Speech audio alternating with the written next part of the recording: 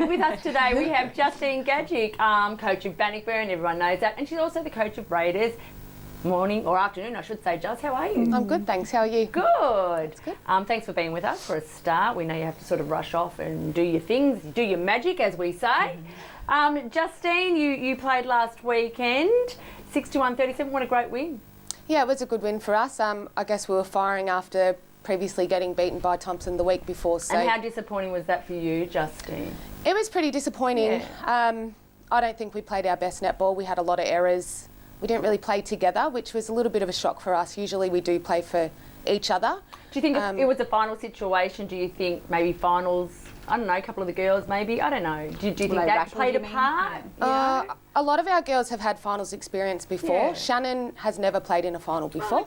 So that was a new experience for her. But no, it was just one of those days where we didn't come out of the blocks firing, and Thompson took advantage of that and they got the result. Having said that, I watched that game and I just dropped something on the ground.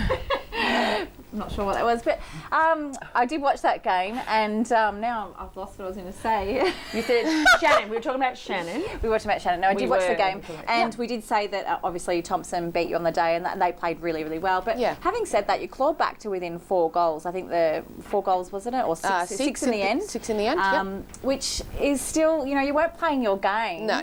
And Thompson were playing really well, but 6 is nothing, Juz.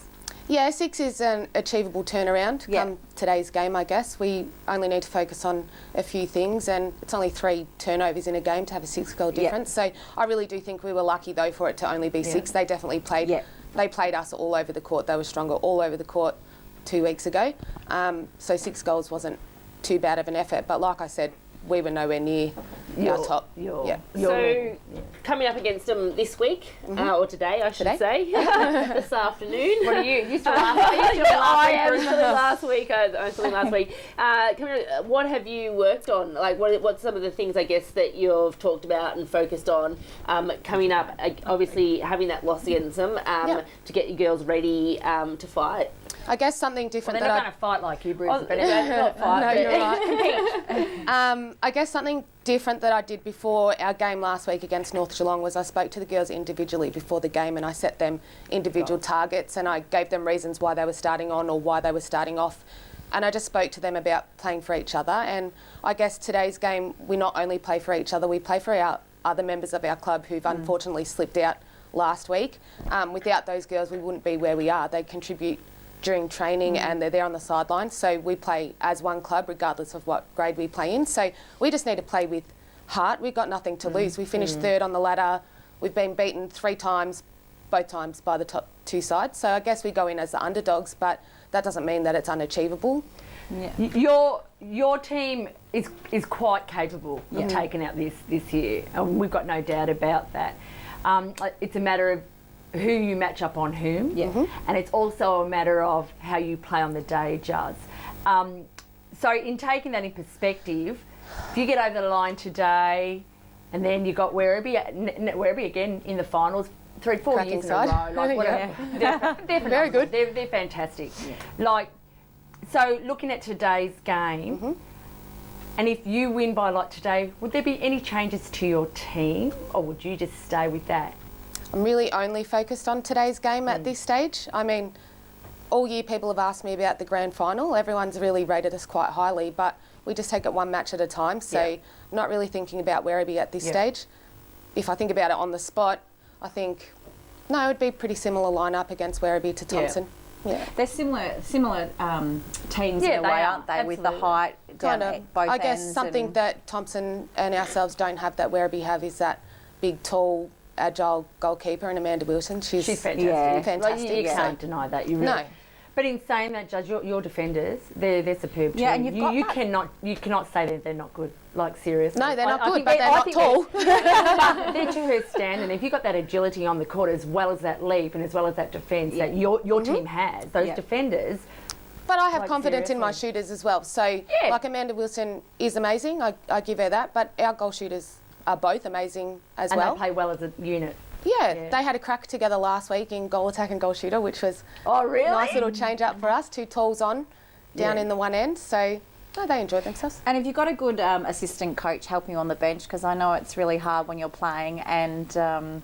I don't have an assistant coach, but I do have a team manager in Jodie Ferguson, who is obviously Bree and Abby's mum. So who makes the tough call with you coming on and off the court? That's what I want to know.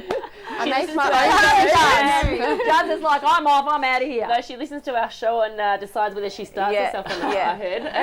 I did last week, I'll be honest. I did plan on starting myself off last week, but after the little pep talk you gave me, I did put myself on. I don't know, like, I make those decisions and generally throughout the year, coming up against some sides which aren't as strong as Werribee and Thompson, I've been able to sit back and watch, but also kind of write down my changes before the game because there's different combinations that I want to see or that I want to play in, and with those sides I've been able to do that. Coming up against Thompson and Werribee, I can't do that. I kind of have to make that decision on the day.